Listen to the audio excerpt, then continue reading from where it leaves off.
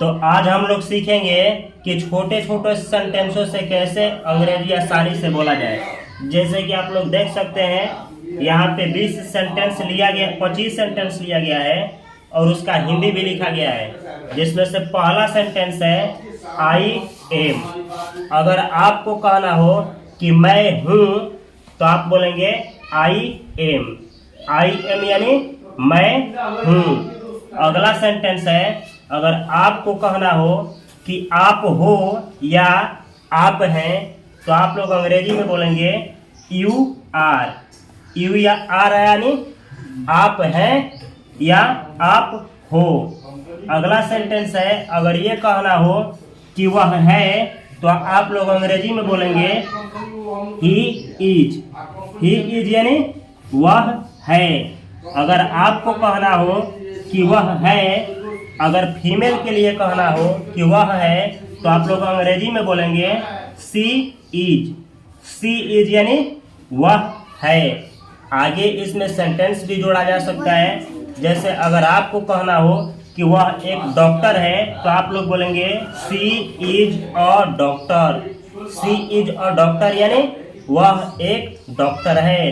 तो अगली क्लास में हम लोग सीखेंगे कि इसी स्ट्रक्चर का यूज करके कैसे बड़ा बड़ा सेंटेंस बनाया जाए। अगर आप लोगों को कहना हो कि हम हैं या हम लोग हैं तो आप लोग अंग्रेजी में बोलेंगे वी आर। वी यानी हम लोग, आर यानी हैं। हम लोग हैं या हम हैं। आगे लिखा गया है दे आर। दे यानी वे या वे लोग, आर यानी हैं। तो इसका हिंदी क्या होगा? वे लोग हैं। तो जब भी कहना हो कि वे लोग हैं तो आप लोग अंग्रेजी में बोलेंगे दे आर।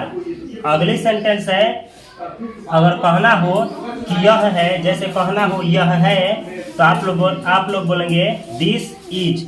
दिस यानी यह, इज यानी है। तो इसका हिंदी मीनिंग हुआ यह है। इसी तरीके से आगे लिखा गया है दैट इज। दैट यानी वह, इज यानी है। तो इसका हिंदी मीनिंग हुआ कि वह है। अगर आपको कहना हो कि यह है तो आप लोग बोलेंगे इट इज। इट यानी यह, इज यानी है। तो इसका हिंदी मीनिंग हुआ यह है। अगर आप लोग चाहें तो यह है का अंग्रेजी दिस इज भी बोल सकते हैं। यानी दिस इज या इट, एट इज, ये दोनों सही है। इसको इट नहीं एट पढ़ा जाता है। अगर आप लोगों को कहना हो कि है, केवल है का अंग्रेजी होता है देयर इज। देयर इज यानी है। जैसे कहना हो कि यह एक मार्कर है तो आप लोग बोलेंगे there is a marker. There is a marker. अगले सेंटेंस है, अगर एक से अधिक मार्कर हो, जैसे यहाँ पे 3 मार्कर है और कहना हो कि 3 मार्कर है तो आप लोग बोलेंगे देयर आर 3 मार्कर्स। तो ऐसे एक से अधिक हो तो देयर आर का प्रयोग किया जाता है। आगे लिखा गया है एवरीवन इज। एवरीवन का मतलब होता है हर एक कोई, इज यानी है। तो इस सेंटेंस का हिंदी मीनिंग हुआ कि हर एक कोई है। तो जब भी आप लोगों को कहीं पे कहना हो कि हर एक कोई है तो आप लोग क्या अंग्रेजी में बोलेंगे? Everyone is. जैसे कहना हो कि हर एक कोई अच्छा है तो आप लोग क्या बोलेंगे? Everyone is good. आगे लिखा गया है एवरीबॉडी इज। तो एवरीबॉडी इज का भी हिंदी मीनिंग होता है हर एक कोई है। जैसे अगर आप लोग कहीं पे पहुंचे और वहाँ पे कुछ लोग हैं और आप सभी लोगों को जानते हैं और आपको कहना हो कि सब कोई अच्छा है, हर एक कोई अच्छा है, तो आप लोग बोलेंगे एवरीवन इज गुड। अगर आप लोगों को जानकारी नहीं है, जो भी वहाँ पे लोग हैं उनके बारे में आप पहले से नहीं जानते हैं, लेकिन आपको मिलने के बाद ऐसा लगा कि हर एक कोई अच्छा है, तो आप लोग बोलेंगे एवरीबॉडी इज गुड।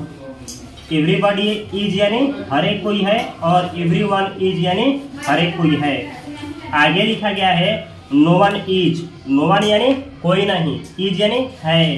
तो इसका हिंदी मीनिंग हुआ कि कोई नहीं है।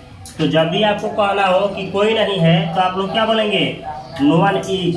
जैसे कहना हो कि कोई अच्छा नहीं है तो आप लोग बोलेंगे नो वन इज गुड। आगे लिखा गया है नो बडी इज, तो नो बडी इज का भी हिंदी मीनिंग होता है कोई नहीं है।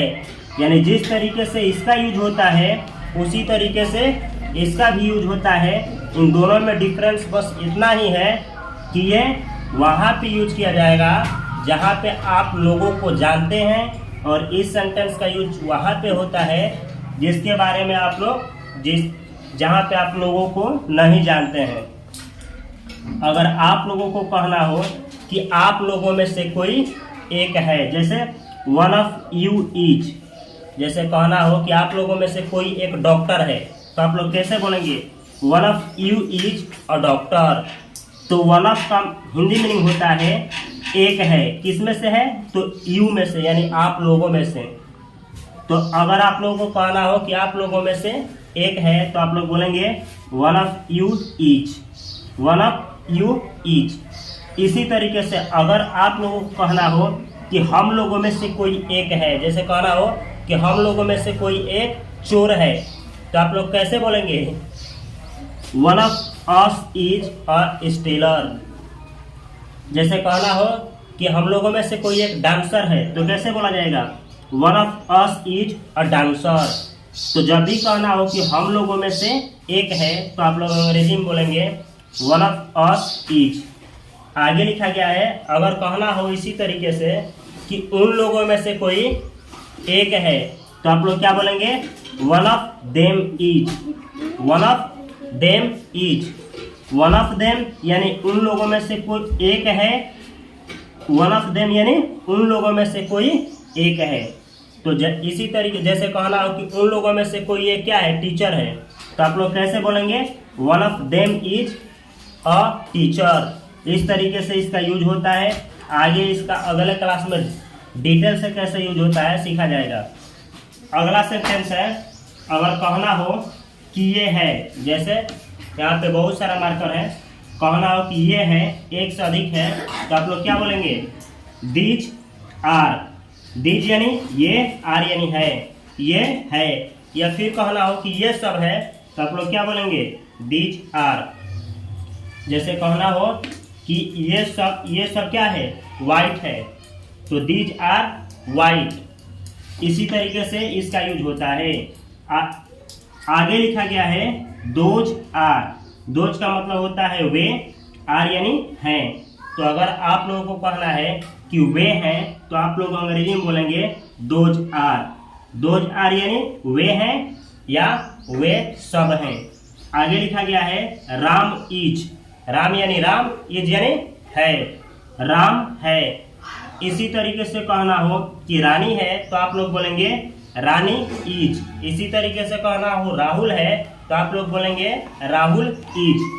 आगे लिखा गया है अगर कहना हो कि मार्कर है, जैसे हमें कहना हो कि मार्कर है, तो क्या बोलेंगे द मार्कर इज। इसी तरीके से कहना हो कि मार्कर उजला है, तो क्या बोला जाएगा the marker is white, the marker is white. तो इस तरीके से सेंटेंस का निर्माण किया जाता है। आगे लिखा गया है अगर कहना हो कि पृथ्वी है, तो आप लोग क्या बोलेंगे the earth is, the earth is, पृथ्वी है। अगर कहना हो कि पृथ्वी ब्लू है, तो आप लोग क्या बोलेंगे the earth is blue, Prithvi blue है। आगे लिखा गया है द सन इज, सूर्य है। द सन यानी सूर्य, इज यानी है, द सन इज यानी सूर्य है। तो इस तरीके से आप लोग बहुत सारा सेंटेंस बना सकते हैं और आसानी से अंग्रेजी बोल सकते हैं। तो आप लोग मेरे साथ 5 सेंटेंस को बोलिए, ठीक है? चलिए बोलिए लो। I am. आई एम यानी मैं हूँ। तो जब भी कहना हो कि मैं हूँ तो क्या बोलना है आई एम। आगे लिखा गया है यू आर। यू आर का हिंदी मीनिंग होता है आप हो, चाहे आप हैं, चाहे तुम हो, चाहे तुम हैं। तो आप लोग हमारे साथ बोलिए यू आर। यू आर यानी आप हो या आप हैं। आगे लिखा गया है अगर कहना हो कि वह है, तो अंग्रेजी में क्या बोलिएगा लोग ही इज। ही इज यानी वह है। अगर कोई फीमेल के बारे में बात की जाए और कहा जाए कि वह है तो क्या बोलना है? सी इज। सी इज यानी वह है। इसी तरीके से कहना हो कि हम लोग हैं या हम हैं तो क्या बोलना है? We are. वी आर यानी हम हैं या हम लोग हैं। इसी तरीके से कहना हो कि वे लोग हैं तो क्या बोलना है? They are. दे आर यानी वे लोग हैं या फिर वे हैं। तो इस तरीके से आप लोग भी इस सेंटेंस को स्पीकिंग में यूज कर सकते हैं और आसानी से अंग्रेजी बोल सकते हैं। अगली क्लास में हम लोग सीखेंगे कि इस सभी स्ट्रक्चर का यूज कैसे बड़े बड़े सेंटेंसों को बनाने के लिए किया जाता है।